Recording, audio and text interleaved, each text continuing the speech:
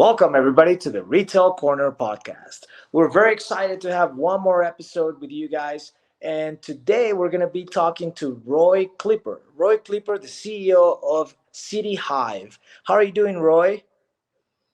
I'm great. Thanks for having me, Carlos. Oh, I'm so excited to have you as well. Just to give you guys a little background on Roy, Roy was born and raised in Israel. He pursued a computer science PhD and came to the United States.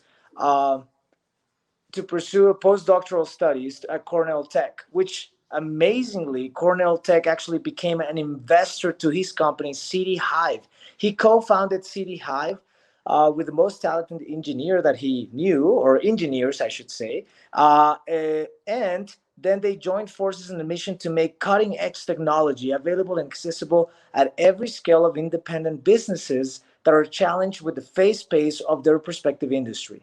Roy has a lot of experience in data science and also in data analysis, and he specializes in data mining, machine learning, and artificial intelligence algorithms design and implementation. So, Roy, it's so exciting to have you. Tell us a little bit more before we really get into the interview. How was it to have Cornell University be so excited about your project to actually become an investor to the project? So the details are a little bit different than the story here. So actually, I completed my PhD at the Hebrew University in Israel, and then I left the academic world and became a head of innovation and data science in a large security corporation in Israel. Mm-hmm, mm-hmm. And then also as a side, I started my own data mining company and had some very few clients in New York, somewhat of a consultancy. And right around that time, about 2 years after completing my PhD, I got an offer to do a postdoc at Mm-hmm, a few of mm-hmm. them. And there was a path that I could have taken, which was purely academic and continuing with research. And then there was an alternative path which just opened up at Cornell through Cornell Tech, which is the technological campus of Cornell that's located in Manhattan. At that point, it was located at the Google building just before they built the campus on Roosevelt Island. Mm-hmm, mm-hmm. And that offer was to come and do a postdoc that is not academic. And the concept of that postdoc was taking academic know-how and capabilities and translating them into a company. So I actually came to start a company to begin with. And Oh, okay, okay. Wow, that's really interesting. I didn't know Cornell Tech kind of offered those yeah, opportunities. so I'm cohort number one. We were six. I think today 4 companies are still alive and kicking, and Wow. and even fairly successful. Was by now there's quite a few cohorts. Cornell has been very helpful in getting me set up to build a company. Mm-hmm. But in effect, we only launched the company basically 2 years after I started my postdoc in 2016, after I completed my postdoc. Wow. So that's been the case. Cornell, I think, is well, we're both fortunate to have partnered together, and Cornell has a stake in the company, and I think is very happy with that at this point. Oh, that's an amazing story, and I think that's so inspiring that you were kind of the beta group, right, of that experiment that Cornell did. And I think for all of our listeners out there, this is an opportunity if you for all of you entrepreneurs, if you're thinking about projects and everything, I think it's a great opportunity, right? Roy, if you don't mind me saying, guys, reach out to Roy, and I'm sure he can provide some mentorship into how to go about that path since he's been there, done that, and he's been there, done that in a very successful manner. And with that, Roy, talk to us about City Hive. What is City Hive? What do you guys do for small independent retailers nationwide? Give us a little feedback. Sure. So very early on in the life of the company, we identified a need. We're not really sure how to solve it, but Mm-hmm. we're very, very clear that there's a need, and that need revolved around independent businesses, not necessarily small, by the way. We're Okay. talking about, I would say, small, medium, and even large independent businesses where there's a good understanding that technology provides both an opportunity and a challenge. Mm-hmm. There's also willingness to invest in deploying technology and using data, but there's little know-how within the organization on how to do that effectively, which leads to things like uh, doing things that are very comfortable for the organization, but don't necessarily yield return on investment in any effective way. One thing that we've seen, in many different organizations, already in 2016, but through the years, again and again and again, companies understanding that there's a lot of value in data and a lot of value in machine learning capabilities. And Mm-hmm. so what they go ahead and do is they establish a data pool. So they hire someone, an agency or a consultant, and they start accumulating data. And while that sounds like a fundamental good first step, it's typically expensive.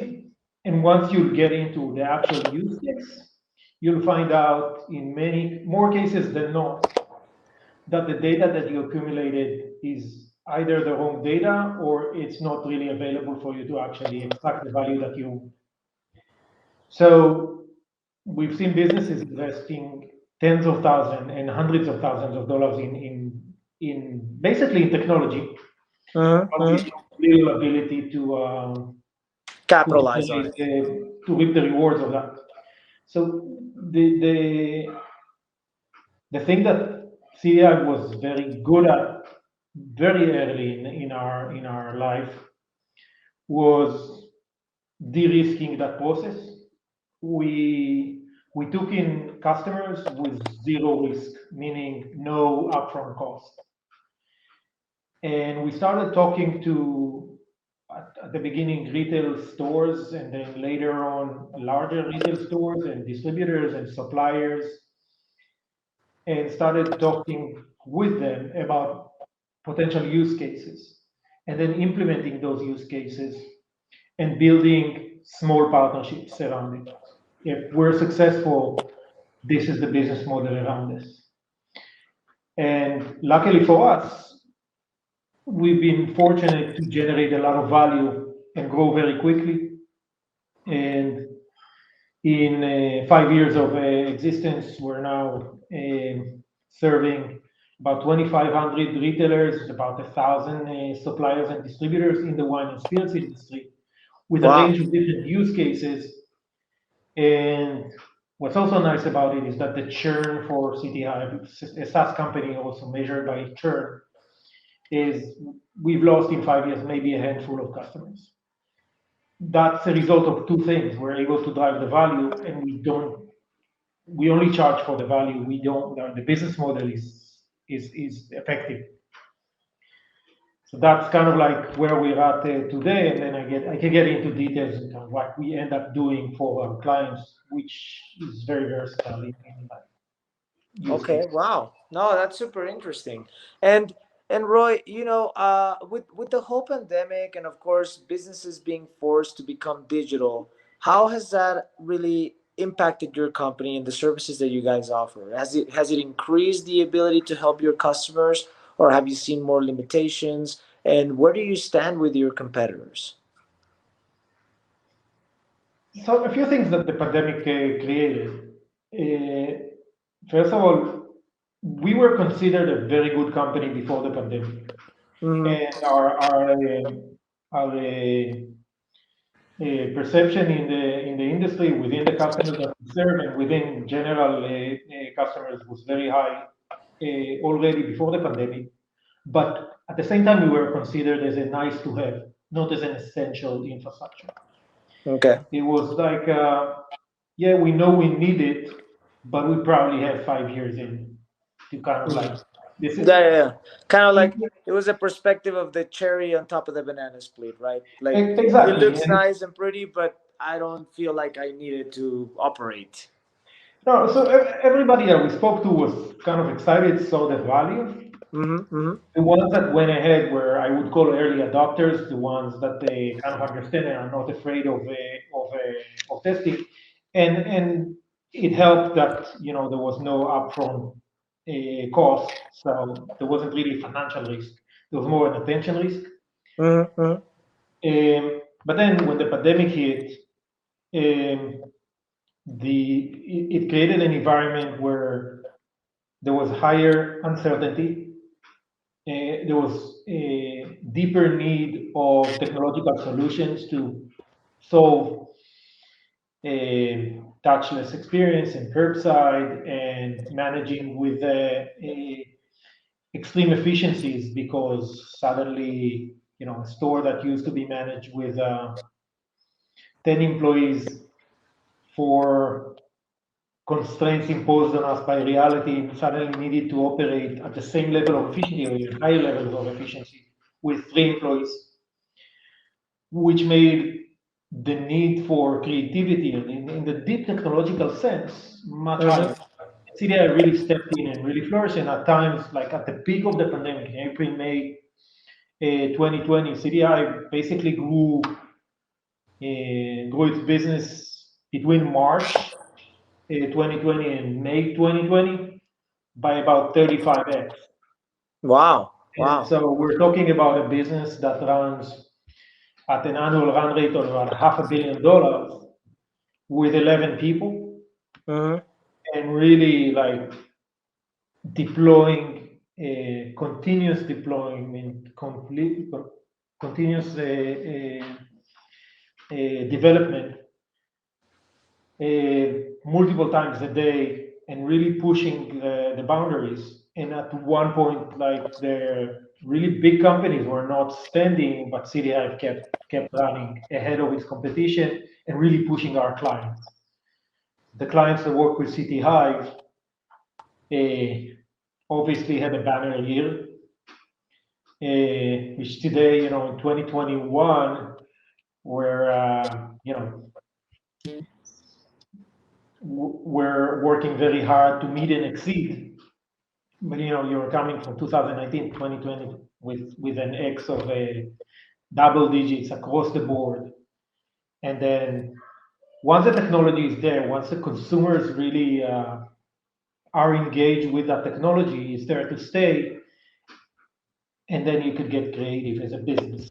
So you already have the infrastructure in place.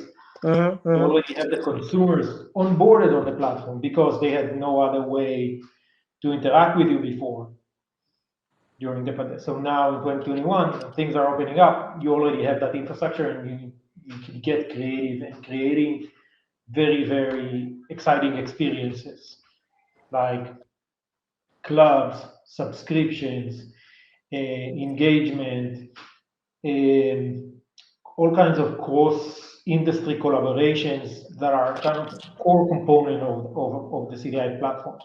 Yeah, and I think you touched on a couple of things just now, on how really the digital platforms really enhance the face-to-face interaction, right?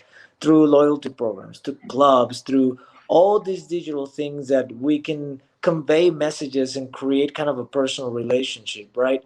And from your perspective, where do you see that engagement between technology and face-to-face going together into the future?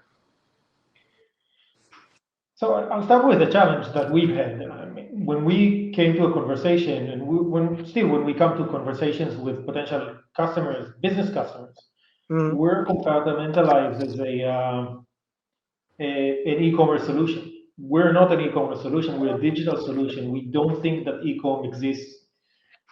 But well, it does exist independently in certain domains, but it's not necessarily the case that e-com is an independent business.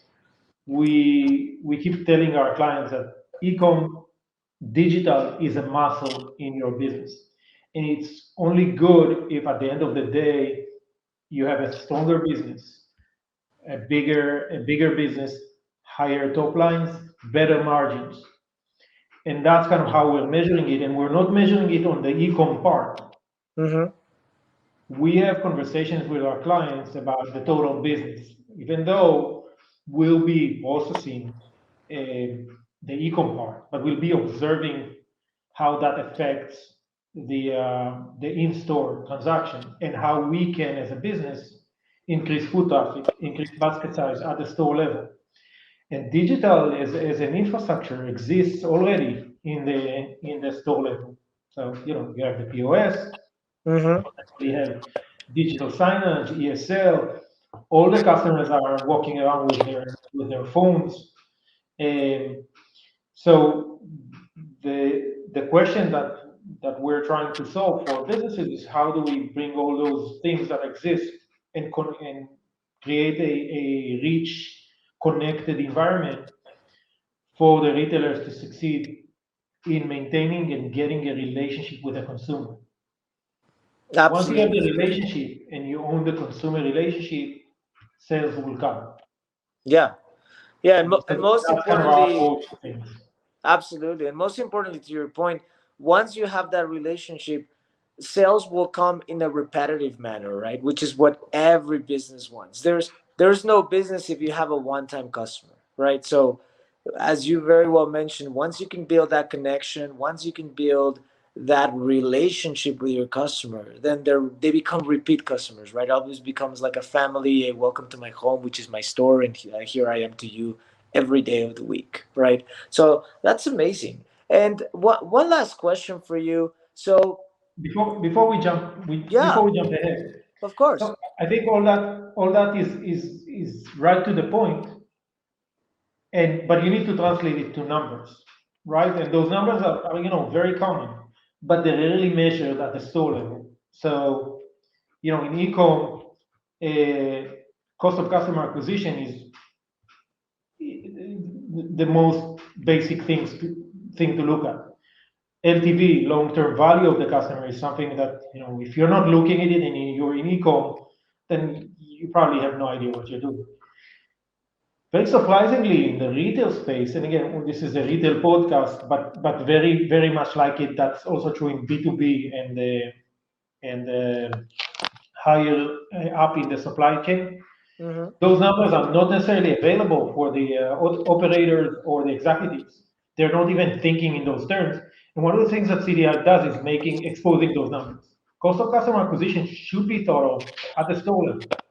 How much does it Absolutely. take me to get a person inside the store? How much are they spending? What are the odds of them returning to me? Mm-hmm. Once you have those numbers and you're measuring them, and CDI measures them very, very carefully, then you start to improve. Oh yeah, absolutely. Yeah, you cannot change where you're at or how to get better if you don't understand the complete landscape of your business, right?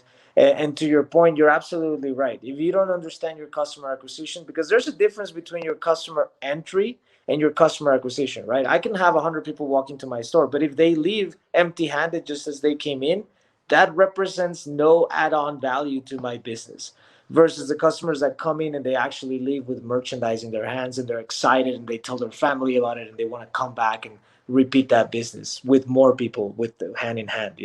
So yeah, you're absolutely right. And I think for every business out there, especially for all of you guys entrepreneurs, right, it's very important that you guys focus exactly on what Roy is talking about, right? Understand the complete landscape of your business because it's not just the sales that are at the POS, it's not just the sales that are coming in your e-commerce store. It's the entire perspective of how much is it costing you to get these customers and what can you do to improve that experience for them, what can you do to give them more add value, right? But you cannot really start doing those things if you don't even understand the cost of your customers, right? That's the foundation of it, so that hey, am I spending enough? Maybe you're not spending enough and you could be acquiring a way of a lot more customers. So yeah, absolutely right. And Roy, in relationship to City Hive, what would be the most add-on value that you guys feel like you bring to businesses, like for everybody that's listening out there, right? If I have my own business and we're striving and we're succeeding and we're becoming more and more successful, and we have more budget in order to kind of enter into new landscapes, right? What would you recommend would be those things that you would say, hey, you're at a point that you need to focus on these specific strategies in order to continue growing your business? And how does City Hive really allow them or help them to do that next step? So there are a few points, um, and they're all very much connected. But the first and I think maybe most important thing is customer ownership. Um, Business's most valuable asset is the customers. It's not the inventory. It's also, well, it's related to their brand, but it's not their brand. It's the customer ownership. Customer ownership, strong customer ownership is a result of a strong brand, maybe a good inventory offering. But customer ownership is an extremely important thing, and we give retailers that work with us an extremely robust set of tools to know their customers, engage with them, and get them to be loyal. And it's a consolidated platform, not strictly digital. It works in store, it works online, it works on mobile. We give significant capabilities there. The second point, where I think it's kind of more broad point, Mm-hmm. it used to be that the POS was considered the beating heart of the business, Mm-hmm. at least in retail. And that was to a certain degree true in, I would say, 5, maybe 10 years ago. In a certain sense, POS are hardware, and as hardware, they tend to become a weight on the shoulders of the business in terms of preventing innovation. Many of the retailers that we've encountered, and general trend in the market, have a POS that has been there for a few years, and Mm-hmm. it basically became legacy. So one of the values that CDI brings to businesses is opening up tremendous opportunities for innovation without actually replacing the POS. We integrate to any POS in the market, over 400 labels of them, abstract them away, and then allow you to introduce innovation to your operations, marketing, and business. And we do that without requiring, heavy infrastructure investment or complete replacement of the POS. Very often we encounter businesses that approach us and say, "Hey, we'd love to work with us, but we want to replace our POS first." That's thinking hardware first. And retail businesses need to think software first today, because software is agile. And Mm-hmm. retail businesses in 2021 and moving forward need to be very agile to compete. They Yes. can't install heavy, expensive things in the store and expect to be competitive a year from now. What will Mm-hmm. happen, like, we all carry the phones in our pockets, and the upgrade cycle of a phone is, I would say, about a year. Some of us 2 years. The really brave ones do 4 years. POS time span is sometimes said to be 5 years, very often 10 years. That means that you're basically 9 years behind the standards of the industry. Mm-hmm. And so City Hive, with its capabilities, really abstracts away the hardware hard costs and really gives opportunities to business to deploy technology effectively. The last point where City Hive is extremely good at, I would say, is finding operational efficiencies. Uh, where businesses deploy technology effectively, they become very lean and very efficient. That gives them two things immediately. One, it gives them a lot of freedom in investing back into the business. And two, not less important, gives them the ability to take more money home back to their families, and both are very important. And so that's why businesses that have been working with City Hive over the last 5 years have been way outperforming their peers in the market, and Mhm. we hope to keep seeing that moving forward. No, and we wish you all the most success, and I'm sure it will continue going forward. And Roy, it was great having you and great talking to you. I think you're an inspiration to all of our listeners because you had a concept, you partner up with a academic institution, you made that concept into a reality, and now you 5 years into actually not just making a business, but helping other businesses change, right? And change in a very positive way. And I think that's the definition of not just the American dream, but the dream that we all have as entrepreneurs, right? How do I start a business that transcends beyond the money? How do I start a business that transcends beyond just the sales and actually empowering other folks to grow their businesses and to grow their dreams and make them into reality? So, thank you so much for the conversation. Thank you so much for the time. And my very last question to you, and we will leave with this question. If you had one piece of advice, you were in a room full of brand new entrepreneurs, what would be your one piece of advice that you would give to them as they start their professional careers? It's a good question. Um,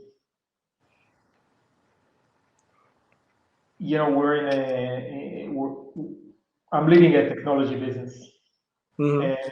and we're very gung ho about technology and data and the ability of those to transfer many different domains we operate in. But I would say all it takes to make a really, really good business is a handful of good people. Yes. I've been fortunate to have very good people in my company. Start with a good team.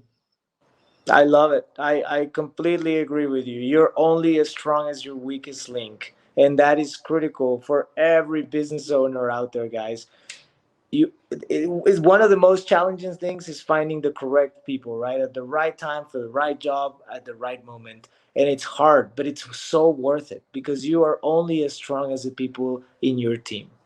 And that is so true, Roy. Thank you so much for that piece of advice. That's wonderful. And it was great talking to you. I hope we can, have another chat maybe in a year or so and see where City Hive is at, see where you guys are going and what you guys are doing.